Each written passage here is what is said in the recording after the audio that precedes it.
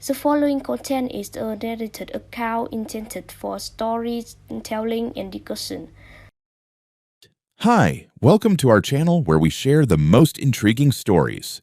When retired Army engineer Andrew McLean bought his dream home on the edge of the desert, he expected peace, not war. But a clipboard-wielding HOA tyrant had other plans.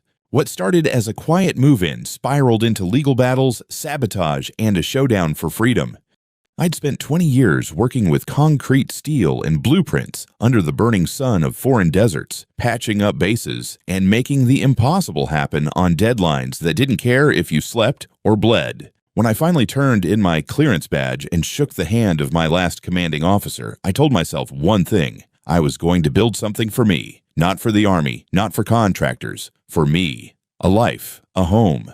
That's how I ended up on the edge of Tucson, Arizona, signing the final paperwork for a parcel of land carved out of the rocky outskirts, outside the city limits, and most importantly, outside any HOA jurisdiction. It was a dusty slice of peace. One house, one driveway, one deed, and no one to tell me how beige my walls had to be or what size American flag I could fly. The title company had been crystal clear. This property had never been annexed into the Green Palms Preserve HOA that sat just a few streets over. I double-checked that with a real estate attorney. Hell, I triple-checked. You don't spend 20 years following regulations to be blindsided by legal fine print. The house wasn't new, but it was solid. A little stucco two-story with a detached garage and enough land to build out a full workshop in the back. My name's Andrew McLean, and as far as I was concerned, I'd just bought freedom in 4 walls. The first day I arrived with my truck and a trailer full of tools, I didn't expect a welcome committee. But I didn't expect the scowling blonde woman in tennis whites either.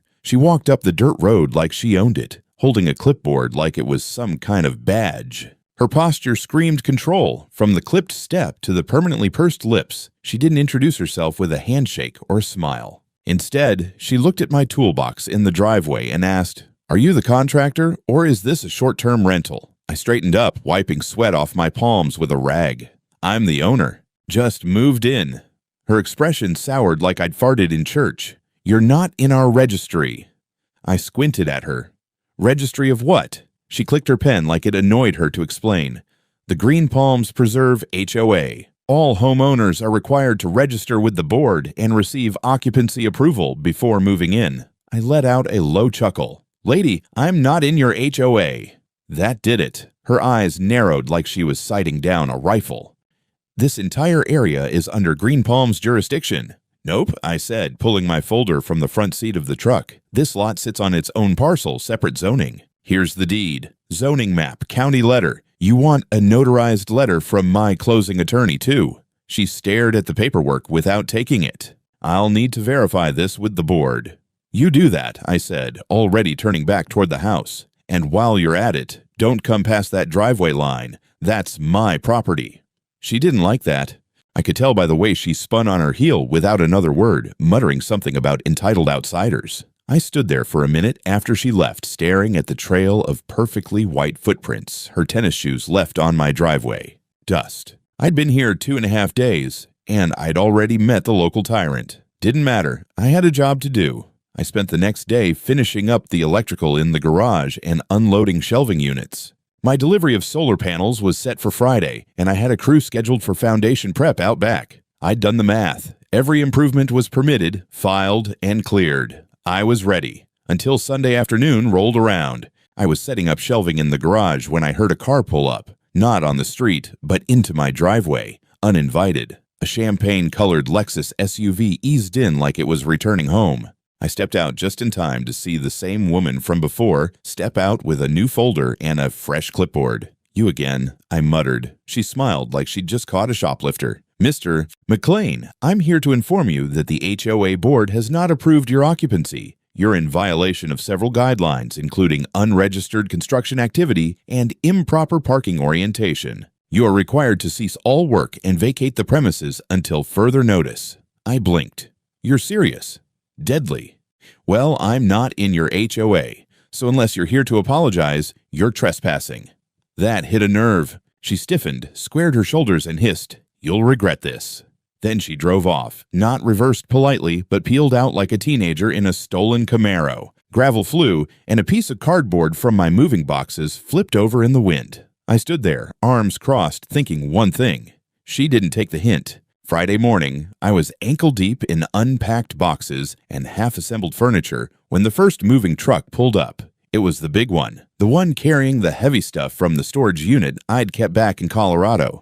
Behind it came a flatbed trailer with the solar panel delivery and a third truck loaded with concrete mix and metal beams for the shop foundation. Organized chaos, just how I liked it. By 9 a.m., my driveway was full of guys in reflective vests hauling furniture, rolling dollies, and coordinating on walkie-talkies. Extension cords snaked through open doorways. A portable toilet had been dropped off at the edge of the lot. I was wearing work gloves and sweat-soaked denim, directing crews with a cup of lukewarm coffee and the kind of focused calm that only comes from surviving mortar rounds. Then I heard her voice. Again. Oh no, absolutely not. This is not permitted. I turned just in time to see her, Karen, standing in the middle of my driveway like a traffic cone with a god complex. This time she had backup. A man in a Green Palms logo polo shirt and mirrored sunglasses, holding a clipboard and doing his best impression of someone with authority. The two of them were already shouting at the lead mover, who looked more confused than concerned. I jogged over. "Ma'am, you're not authorized to be here," I said, trying to keep it civil in front of the crew. "This activity violates multiple Green Palms residential codes," she barked. "We have no record of this address being approved for occupancy. No moving permits, no utility registration with the HOA, no sanitation plan." I held up my hand. "Let me stop you right there. I am not part of your HOA. This property sits outside your jurisdiction. We've been through this." She stepped closer, too close, and jabbed her clipboard at my chest. "You are causing a disruption to the community and bringing in unvetted personnel. These vehicles are obstructing neighborhood traffic." "There's no through street here," I replied. "This is a private access drive. There's literally a gate between us and your neighborhood." She didn't flinch. "This is your final warning." Then she turned and pulled out her phone and dialed 911. I blinked. "You're calling the cops?" "On a moving truck." She turned her back to me, but didn't bother lowering her voice. "Yes, officer. There's a suspicious individual moving into a residence that has not been cleared by the homeowners association. I believe he may be trespassing. There are unlicensed trucks and unknown men on the property." I could have laughed if I weren't so furious. The movers looked around awkwardly. One of the guys quietly asked me if they should stop unloading. I told them to keep going. I wasn't about to let this woman derail a day that was costing me $3,000 in labor and rentals. About 15 minutes later, two sheriff's deputies rolled up in separate patrol cars, lights flashing, but no sirens. Great, the whole neighborhood, including one or two of the actual neighbors peeking through blinds, now had front row seats to the show. The lead deputy, a tall guy with a tired expression and a nameplate that read Hernandez, stepped out and adjusted his belt. "Sir, we got a report of a possible unlawful occupancy. Can I see some ID?" I didn't protest. I handed him my license, then calmly produced the manila folder I'd already had prepared. Deed, zoning map, title report, all marked and highlighted. I pointed to the thick red line on the zoning map.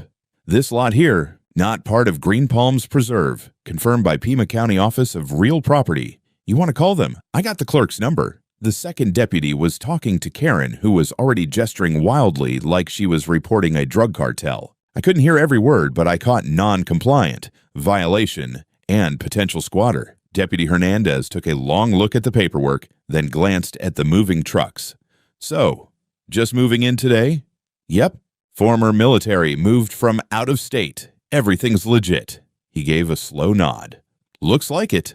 Then he walked over to his partner. I saw the other officer frown, then sigh. Karen was getting visibly more agitated. Her arms were flailing. She pointed at me, then at the sky, then at her clipboard like she was invoking some higher suburban authority. Finally, Deputy Hernandez stepped between us. "Ma'am," he said, tone firm, "we've confirmed this property is outside your HOA's jurisdiction. There's no crime here. If you continue to make unfounded emergency calls, that could be considered abuse of emergency services." Karen blinked at him like she'd never been challenged before. "He's creating chaos." "No, ma'am," Hernandez said evenly. "He's moving in. You're taking his side?" "I'm taking the law's side." Karen's face turned a deep shade of pink. "You'll be hearing from our board. This isn't over." I exhaled slowly. "Can I get back to unloading my sofa now?" The deputy cracked the faintest of smiles. "Please do, and let us know if anyone else trespasses." As they pulled away, Karen stood at the edge of my driveway, staring like she wanted to bore a hole in my skull. Then she turned and stomped off, getting into her Lexus and driving off. Way too fast, considering the gravel. I turned back to the crew. "All right, boys, break's over." The rest of the day passed without incident, but the air felt heavy. I could tell this wasn't done. Not by a long shot. The next morning, I woke up to the sound of gravel crunching under tires again. But this time, it wasn't a moving truck. It was the postal carrier. She handed me a stack of mail and one small cream-colored envelope with a waxy-looking seal that screamed overcompensation. The return address, Green Palms Preserve HOA Compliance Division. I hadn't even made coffee yet. Curious, and a little too alert for someone who just dealt with a police visit thanks to an overzealous neighbor, I opened it right there on the porch. Inside was a folded letter titled Notice of Violation, Unauthorized Occupancy and Non-Compliance with HOA Standards. They had bullet points.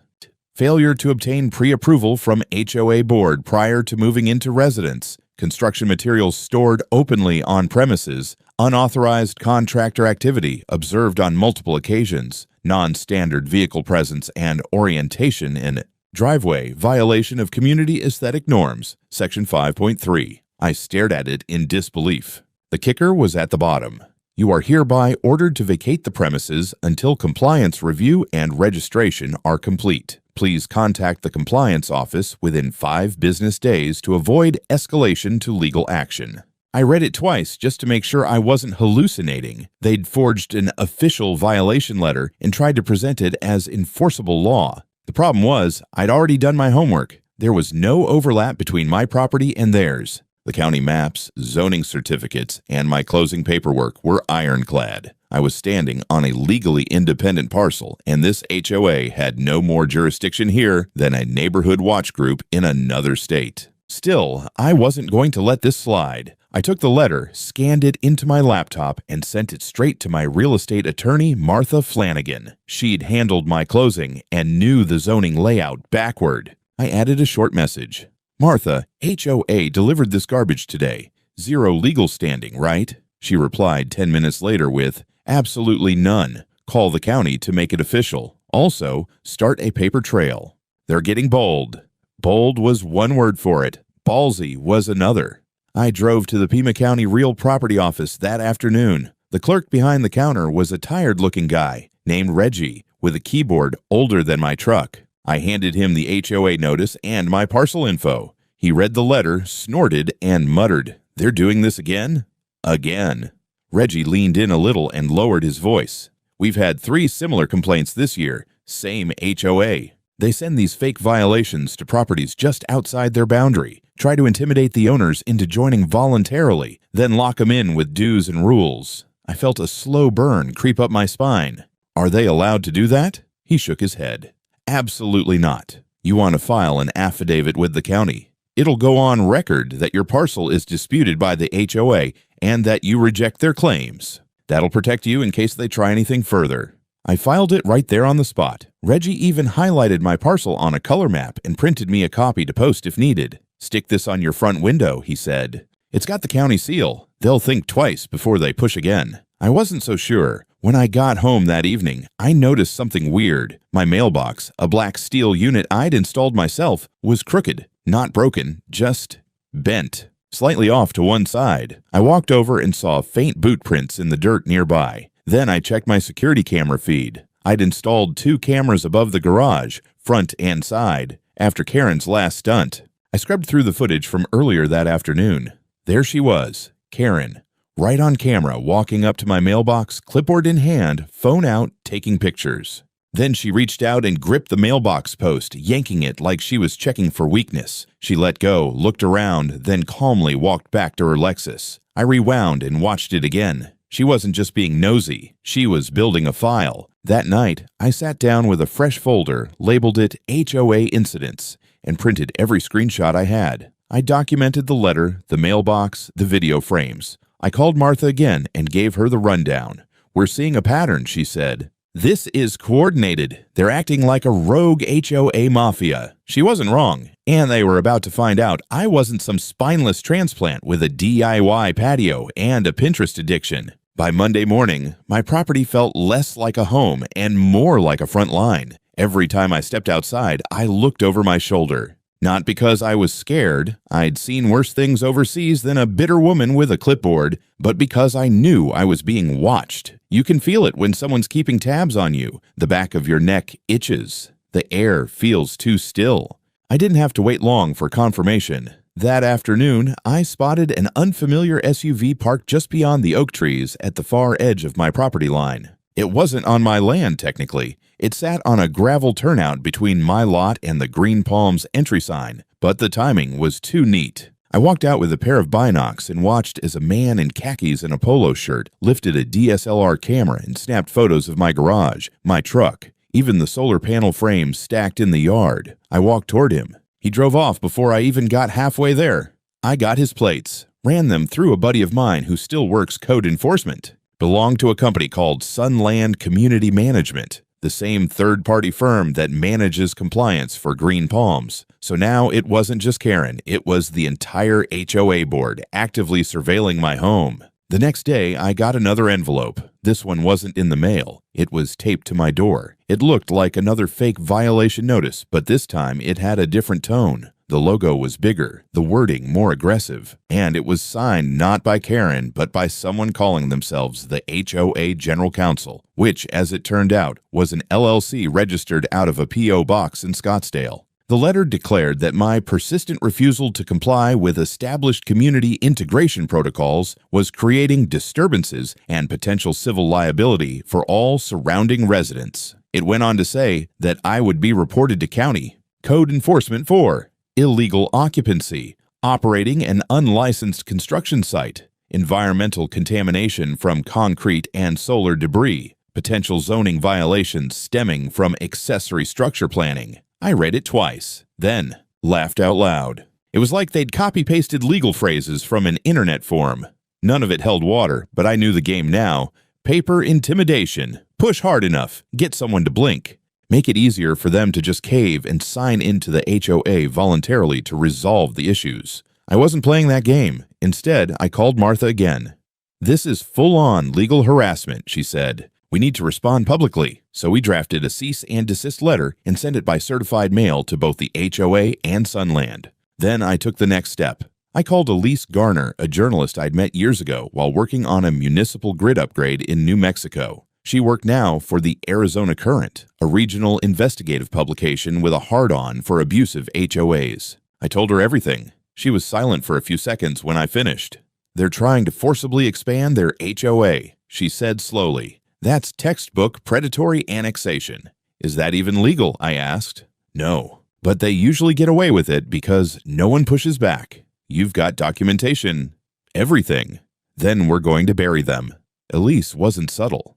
Within 48 hours, she showed up with a photographer, interviewed me in front of the bent mailbox and HOA letter in hand, then walked the perimeter of my property taking notes. I showed her the zoning map, the cease and desist, and the video of Karen yanking my mailbox. She nodded like a detective building a murder case. "I'm going to run this past our legal team," she said, "but I'm thinking front page weekend feature. Let's shine a light on the roaches." By the end of the week, it started to ripple. I got an email from a man named Trevor Manning, lived 2 blocks away, just outside the Green Palms HOA boundary. He'd seen the commotion and recognized Karen's tactics. Then another message came, and another. 3 families, each one describing how they'd received soft threats from the HOA to voluntarily comply with neighborhood standards or risk enforcement actions. They were building a pattern. And I wasn't the only one. That night, I added a new page to my incident folder, HOA expansion pattern. Multiple victims identified. I printed emails, attached voice messages, organized dates. I wasn't just documenting a nuisance anymore. I was preparing a case. By the time Elise's article dropped Saturday morning, my phone was buzzing before I'd even finished my first cup of coffee. The headline took up half the screen. HOA out of control. Green Palms accused of territorial expansion over non-member properties. Right underneath it was a photo of me standing in front of my crooked mailbox, holding one of Karen's fake violation letters like a murder weapon. Elise hadn't pulled punches. She'd included quotes from my lawyer, excerpts from the cease and desist, even a still from the camera footage of Karen yanking on my mailbox like a raccoon going through trash. By noon, the article had over 12,000 shares. Comments ranged from outrage to downright feral. Turns out people don't love the idea of an HOA trying to annex land like some petty warlord.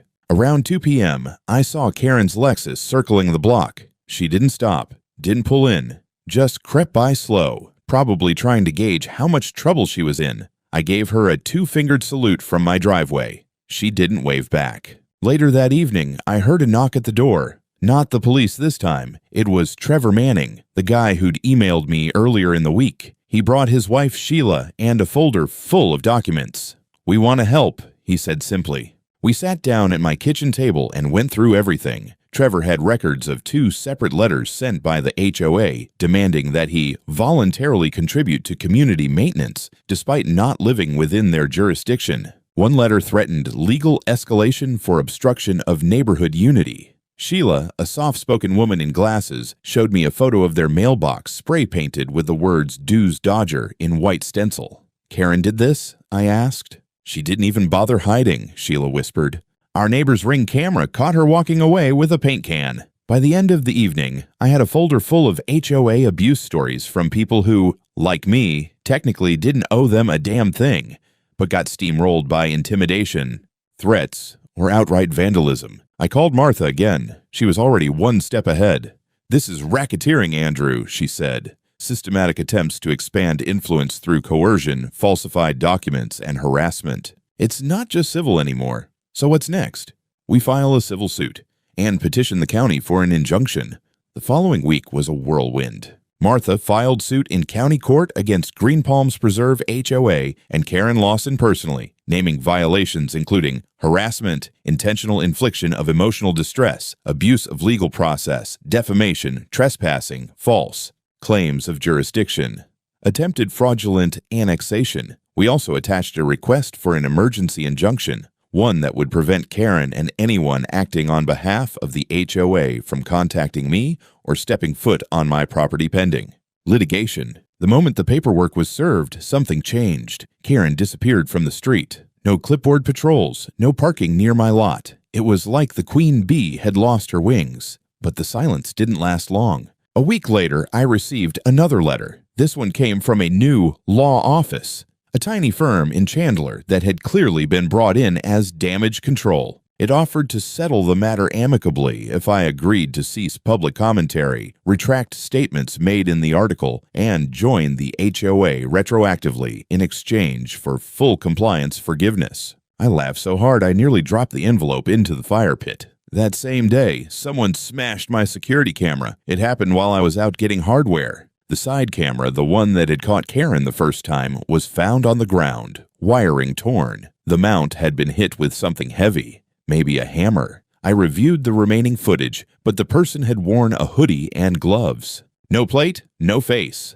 I called the sheriff's office. This time, the deputy wasn't indifferent. "You think it's related to the HOA case?" "I don't believe in coincidences." He nodded. "We'll open a vandalism report, but keep documenting everything." "They're escalating." I bought new cameras that night, better ones, with motion alerts and cloud backup. This wasn't just about Karen anymore. It was about a system that thought it could crush people into submission with fake rules and neighborhood politics. Not on my land. The court date was set. It wasn't a full trial yet, just the preliminary hearing to assess the injunction, but Karen showed up in person anyway. She walked into that county courthouse like she was hosting a garden club mixer, wearing a coral pantsuit, pearl earrings, and a smug smile that made me wish courtrooms allowed flamethrowers. Martha and I sat quietly at our table while her side shuffled papers like stage actors waiting for their cue. The judge, a straight-backed woman in her 50s named Honor Deborah Luce, didn't seem impressed by either side's theatrics. She called the case number, glanced at the file, then asked a very simple question. Does the defendant's HOA have any jurisdictional authority over the plaintiff's parcel? Karen's attorney stood. Your Honor, while the parcel is not currently within the designated HOA boundaries, our position is that the community's shared impact zones— Judge Luce raised one eyebrow. That's a no then. He hesitated. Technically no. She turned to Martha. Counselor, you requested an emergency injunction.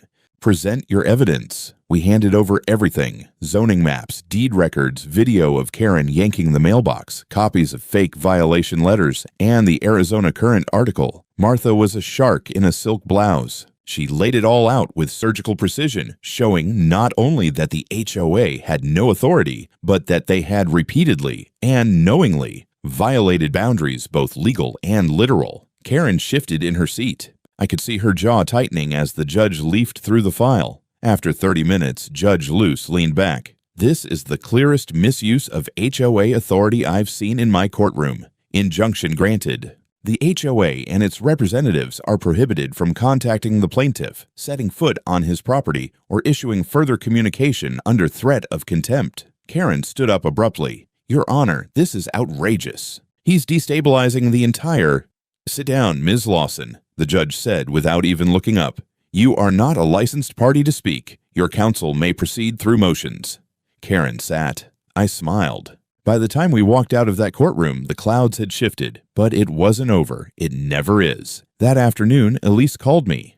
Hope you're sitting down, she said. I just got my hands on internal emails from the HOA board. Leaked from someone inside. She forwarded them over. I opened the attachment and started reading. It was all there, a thread of communications between Karen and several board members, discussing tactics to pressure border lot owners into compliance. The language was corporate cold. Begin soft intimidation early, escalate with compliance memos. Use enforcement tone even when no authority exists, most won't challenge. If resistance persists, consider contacting zoning anonymously, or implying legal liability. Annexation through precedent. Force compliance until unchallenged boundaries are normalized. I scrolled through pages of it. These weren't slip-ups.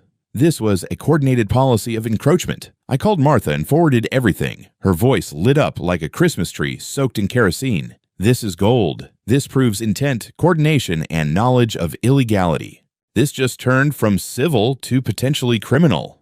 That night, my inbox exploded. Elise had published a follow-up. This time, not just about me, but about the broader pattern. She quoted from the internal emails, used statements from Trevor and others, and ended the article with one sentence in bold. If your HOA is trying to control your land without legal authority, fight back. The next morning, Channel 7 parked a van outside my property. A reporter asked if I'd give a statement. I agreed, on the condition they also interview Trevor and Sheila. I wanted it known this wasn't about one guy with a bent mailbox. This was about people being bullied in their own homes by a private power structure with no checks and balances. By the end of the week, I was getting emails from lawyers, some offering help, others asking if I wanted to join a class action already forming against the Green Palms Preserve HOA. Karen, meanwhile, was nowhere to be seen, but someone was still watching. I caught a new vehicle circling the block. Different plate.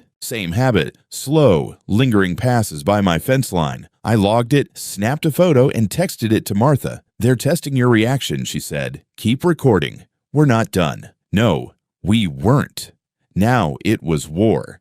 2 weeks after the injunction, the sheriff's department called me. Not a patrol deputy this time. This was Detective Luis Moreno from the county's Special Investigations Unit. He introduced himself politely, but got to the point fast. Mr. McLean, he said, I've been assigned to review a criminal complaint that stems from civil litigation you initiated against the Green Palms Preserve HOA. I'd like to meet in person. We're opening a formal investigation. I met him at the substation with a flash drive, a folder full of screenshots, and the names of 6 other residents who had come forward after the last article. By the end of our meeting, Moreno was nodding slowly, visibly disturbed. This isn't some neighbor dispute, he said.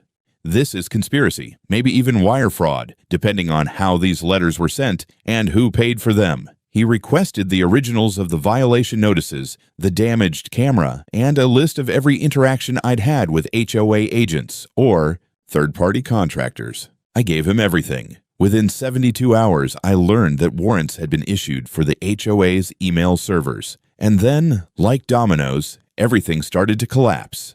Elise broke the news before anyone official did. A whistleblower from the Sunland Compliance Agency had come forward with even more emails that showed Karen had instructed staff to falsify maps, draw HOA boundaries over parcels that were never part of the association, and submit them to the HOA board as administrative updates. They weren't just posturing. They were rewriting jurisdiction on paper. Even worse, Sunland had processed membership invoices to several non-HOA properties after Karen's directives. That opened them up to mail fraud, unlawful collection, and extortion. Martha filed an emergency motion to bring the criminal evidence into the civil case.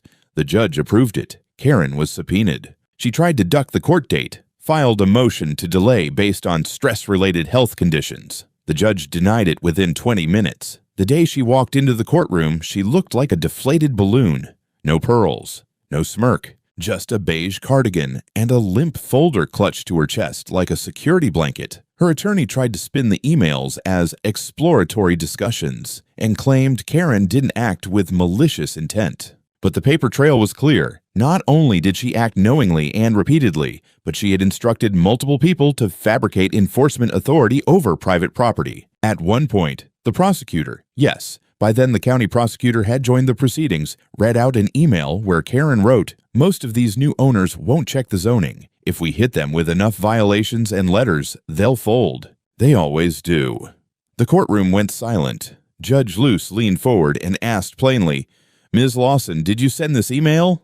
Karen hesitated, then nodded. That moment broke her. Under pressure, she confessed to directing annexation efforts without legal authority, instructing mailings with false headers and unauthorized legal threats, dispatching individuals to enforce standards on private parcels, authorizing surveillance and intimidation tactics. The county prosecutor filed 3 felony charges immediately: fraudulent misrepresentation, false legal impersonation, criminal harassment, and coercion. The room buzzed like a kicked wasp nest. I didn't speak. I just sat there watching the woman who thought she ran the neighborhood finally realize that power isn't a deed. It's a privilege, and hers just got foreclosed. Karen was taken into custody right there in court. She didn't fight, didn't scream, just dropped her folder and followed the bailiff out like a ghost. The HOA board didn't last a week after that. Sunland issued a public apology and cut all ties with Green Palms Preserve.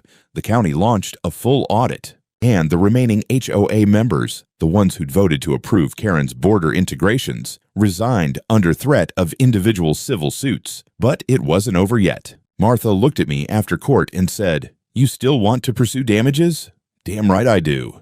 3 months later, I stood at the edge of my property, arms crossed, watching the last remaining sign of Green Palms Preserve HOA's reach being peeled off a county easement post. A county worker unscrewed the metal plaque that once marked the HOA boundary, a symbol of their fabricated empire. "About damn time," I muttered. After Karen's arrest and the complete collapse of the board, things moved fast. The civil suit concluded in our favor. The judge awarded me and 5 other plaintiffs a combined settlement of over $600,000, with $120,000 going to me alone, compensating for emotional distress, attempted interference with property rights, legal costs, and the smear campaign Karen had tried to orchestrate. Karen didn't fight the judgment. She couldn't. She was too busy serving a sentence of 3.5 years in state prison. The plea deal had stripped her of her right to serve on any housing board in the future and barred her from ever participating in community associations again. Her mugshot ended up on the front page of 3 regional papers. The Queen of the HOA, now just a number in the Department of Corrections. The remaining HOA members either resigned or turned state witnesses. A full audit revealed misuse of funds, unauthorized surveillance payments, and a small pile of falsified compliance reports related to other properties. The county revoked Green Palms Preserve's charter and ordered it dissolved pending legal restructuring. Sunland, the compliance firm, faced its own reckoning. They reached a separate settlement with the plaintiffs and were fined by the Arizona Attorney General's office for engaging in systemic misapplication of enforcement tools for unauthorized gain. Their CEO gave a painfully rehearsed apology on local TV. No one bought it. As for me, I finally finished my garage workshop. The walls were insulated, the solar array was online, and I'd built my first custom steel frame workbench from scratch. Every time I bolted something down or adjusted the level, I felt more grounded than I had in months. This place wasn't just mine legally, it was mine in spirit. I still kept the file though, the HOA folder, just in case. Not out of paranoia, but as a reminder, when you push back, document everything. When they lie, shine light. When they escalate, escalate smarter. Trevor and Sheila invited me over for barbecue one evening. Their street was peaceful now. No more notes on doors, no more anonymous complaints. Their mailbox was freshly repainted, their garden untouched. "You started something," Trevor said as we ate ribs under string lights. "This community's better off because you didn't back down." I shrugged. "I didn't plan to start a war." "No one ever does," Sheila added. "But you won it." A few months later, I was invited to join a new initiative, a county-led homeowner rights committee dedicated to addressing HOA abuse across the state. I said yes. Sometimes, when I walk to the end of my drive, I still see strangers slow down and look at the property. Some are neighbors. Some are just curious locals who remember the headlines. But the message is clear. A simple wooden sign hangs from my fence post. Private land. No HOA. No trespassing. No tyrants.